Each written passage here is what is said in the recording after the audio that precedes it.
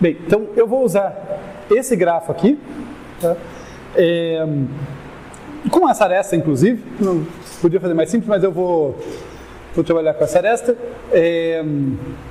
E daí, as duas formas principais de modelar grafos é com matriz de adjacência ou listas de adjacência. Não são as únicas, tá? Tem também, acho que é listas de incidência ou matriz de incidência, mas eu não gosto dela, acho muito raro ela ter utilidade.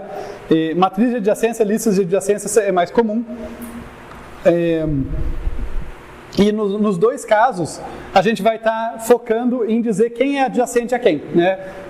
Dado um par de vértices, se tem ou não aresta ali. Essa que é a ideia, só que num caso a gente usa uma matriz, no outro a gente usa uma lista.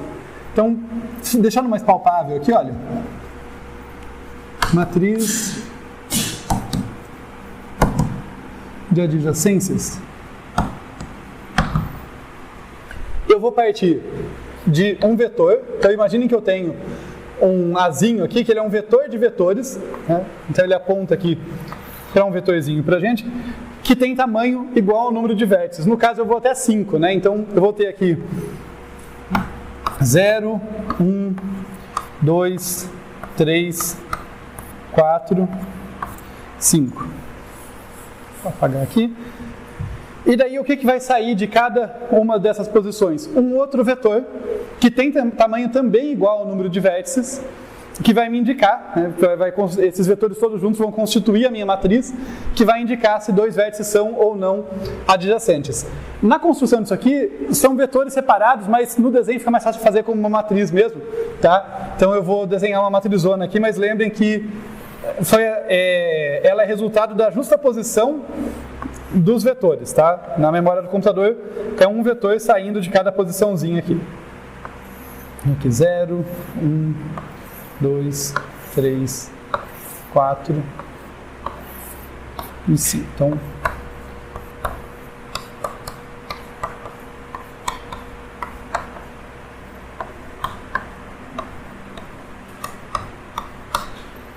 e vamos preencher juntos aqui, que é um bom sanity check, né? Ver, opa, estamos entendendo, está ficando claro.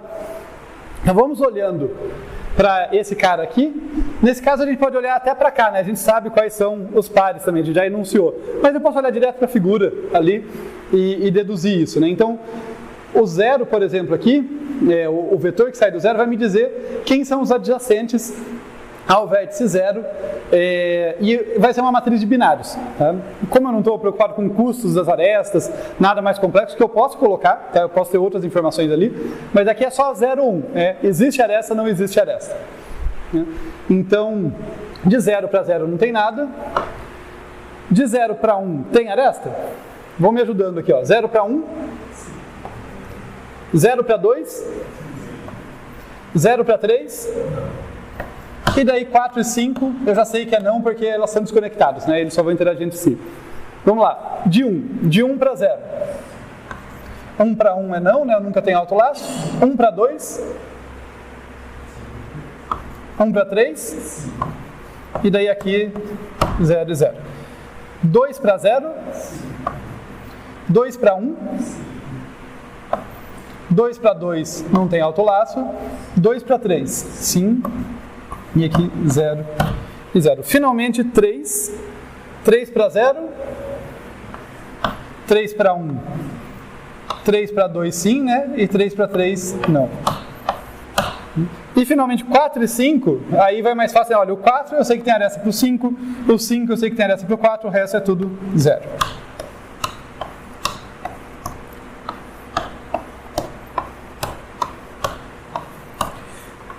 Eu gosto de fazer o contraste das duas, mas eu já vou analisar essa com vocês e daí a gente já contrasta com as listas de adjacência na sequência, tá? É aquele senso crítico que eu falo que vocês têm que ter de assim, não sai usando, não sai fazendo a coisa sem saber a consequência. Pensa um instante, prós e contras da sua decisão. Então, se eu for usar a matriz de adjacência, qual espaço que eu vou usar? Então, memória aqui, olha.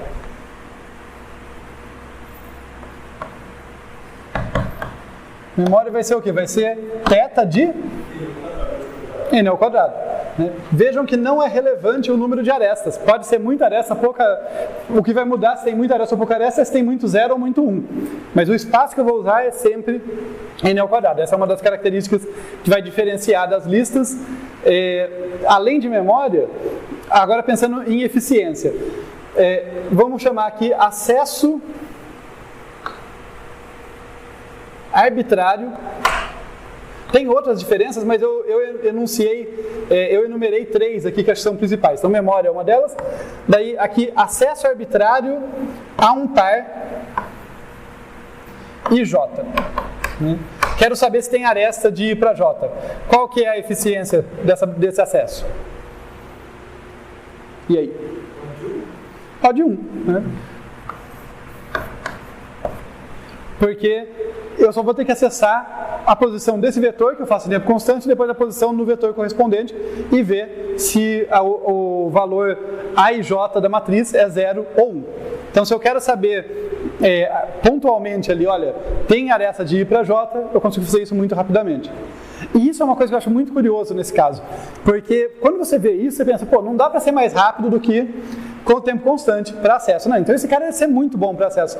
Mas vejam como depende da circunstância. Porque um tipo de acesso que os nossos algoritmos fazem com muita frequência, o algoritmo de busca faz muito, busca em gráficos, eu quero dizer, e vários outros precisam, é o acesso para todos os vizinhos. Tá? Então, esse próximo acesso, olha, acesso a todos os vizinhos de I, né, de um nó I. E percebam que não é por acaso, né? Se eu estou modelando algo com um grafo, é porque eu me interesso pelas conexões entre os elementos, elas são relevantes para o meu problema. Então, uma informação bem importante de eu saber é assim, olha, dado esse vértice, quem que eu alcanço? Com quem que ele se comunica? Com quem que ele tem inimizade? Seja lá o que for que está representando, eu quero saber. Né? É muito comum fazer isso.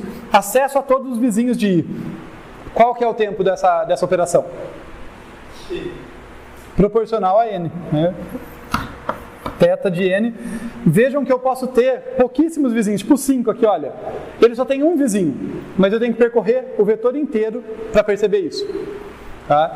Então, apesar do acesso para cada posição ser muito veloz, eu não sei quem é vizinho e quem não é vizinho antes de acessar. Então, eu tenho que fazer um custo da ordem de N para descobrir, mesmo que o cara tenha poucos vizinhos.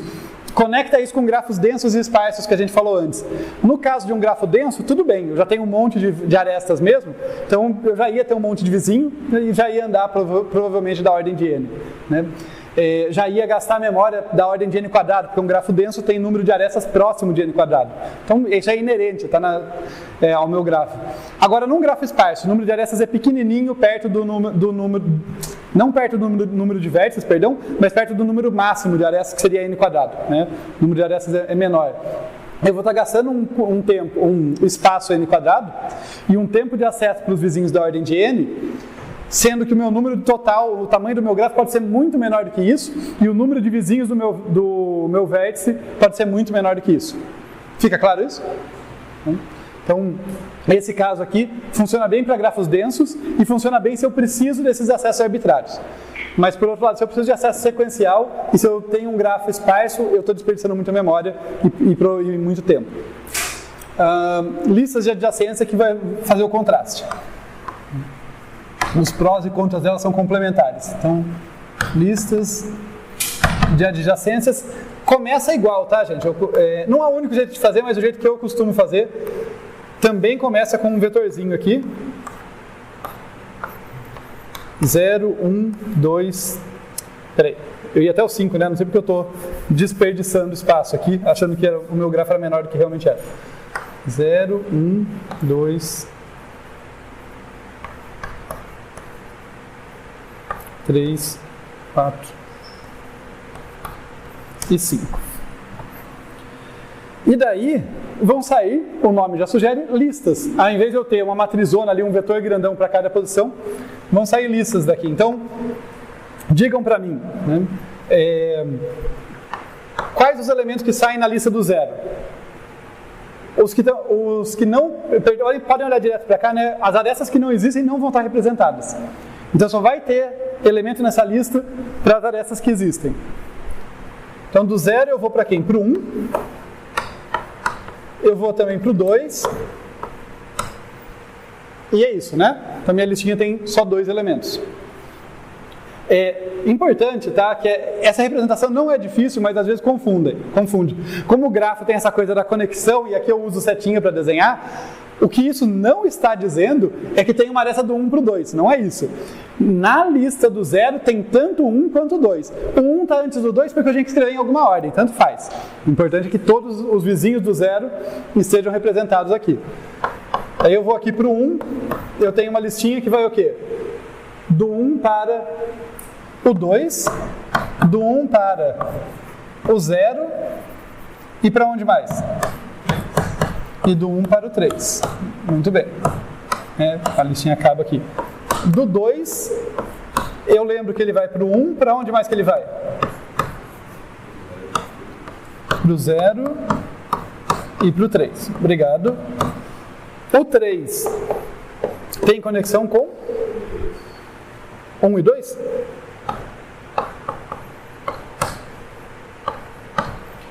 E por fim, o 4 tem conexão com o 5 e o 5 tem conexão com o 4. De novo, só fazer uma observação, tá? Tanto aqui quanto ali, se eu quisesse modelar um grafo orientado, eu poderia usar as mesmas representações. A única coisa é que se eu tivesse um arco indo do 0 para o 1, mas não tivesse um arco voltando do 1 para o 0, existiria aqui 0 para o 1 na lista do 0, mas não existiria a recíproca. Então eu usaria, e aqui da mesma forma a matriz não seria simétrica, né? Quer dizer, a representação é a mesma, o resultado do gráfico fica diferente, tá? Mas a representação é a mesma. Tá legal, ficou claro? Lista de adjacências, tranquilo? Então estamos relembrando. Vamos lá para aquelas questões centrais então, né? Memória. Qual que é o custo de memória para um grafo G com n vértices e m arestas? Perdão? É θ de n mais m. N mais m. Lembrem que é importante falar n mais m, porque se eu exigir conectividade, o m é pelo menos da ordem de m. Mas no caso mais geral, né, vai que eu tenho um grafo que tem um monte de componentes desconexos, né? Então pode ser que o n domine. Então eu coloco os dois ali para garantir, né? Ou pensando aqui na representação, olha, eu tenho n vértices e para cada um deles eu tenho a listinha, se eu somar tudo isso aqui dá o número de arestas. Ou da ordem do número de arestas, porque aqui como é não orientado é o dobro, né? Mas a menos de uma constante é o número de arestas. Acesso arbitrário.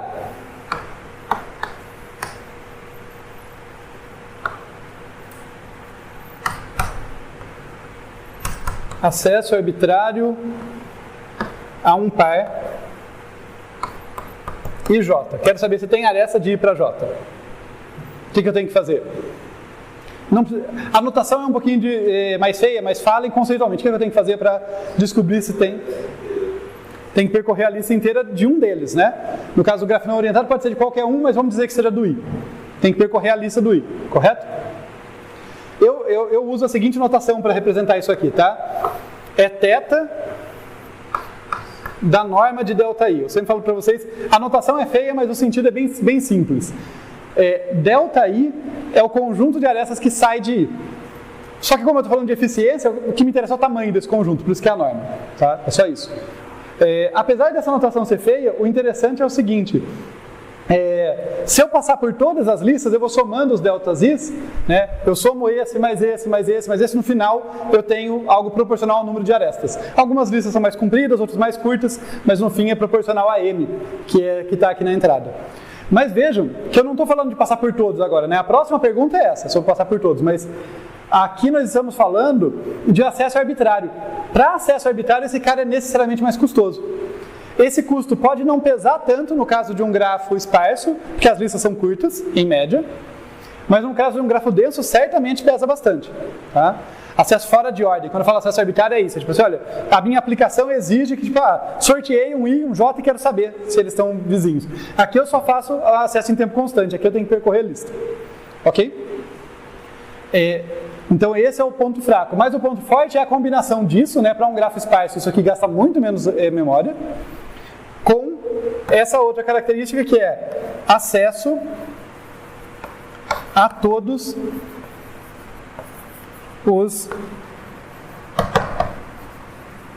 vizinhos de I, que vai ser também θ da norma de delta de I. Então vejam que nos dois casos eu tenho que percorrer a lista. É curioso, né? Porque daí nesse caso piorou, já que eu podia fazer acesso constante. Mas nesse caso, supondo que o grafo é esparso, melhorou bastante. Porque minha lista provavelmente é muito menor do que N.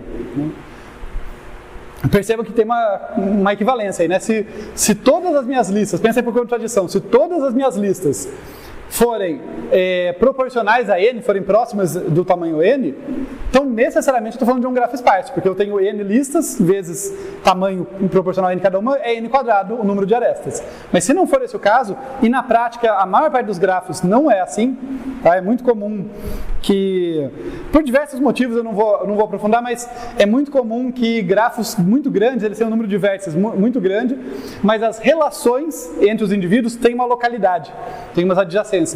Tá? É só vocês pensarem quantos amigos vocês têm nas redes sociais aqui no Brasil e quantos chineses existem no mundo, e vocês, sabe, vão ter um ou outro, se você é que vocês vão ter alguém. Então, a localidade afeta muito as redes sociais reais. As redes reais, sejam sociais, mesma coisa, pensa na rede de trânsito. Uma cidade, São Paulo, nossa, que cidade importante. Quantas rodovias diretas eles têm com Pequim ou com Nova York? Nenhuma, né? A localidade afeta as redes. Então, nas redes reais, elas costumam ser esparsas intuitivamente por causa dessa localidade. Tá? Então, você acaba tendo arestas com as adjacências, a despeito do número de vértices ser muito grande. E daí, o grafo tende a ser esparso por conta disso. O que significa que a gente vai estar sempre pensando ao longo desse curso, nos algoritmos, isso aqui. Tá? Todos eles dá para implementar aqui, mas provavelmente vai comprometer a eficiência. Então, quando eu analisar a eficiência de algoritmos, normalmente eu estou pensando que eu implementei assim. Para esse curso, para as aplicações desse curso, costuma ser mais útil ali. Mas beleza, acho que eu revisitei o que eu queria com vocês. Alguma dúvida, pessoal? Tranquilo? Então, eu vou apagar isso aqui e daí a gente vai entrar no problema de corte em grafos.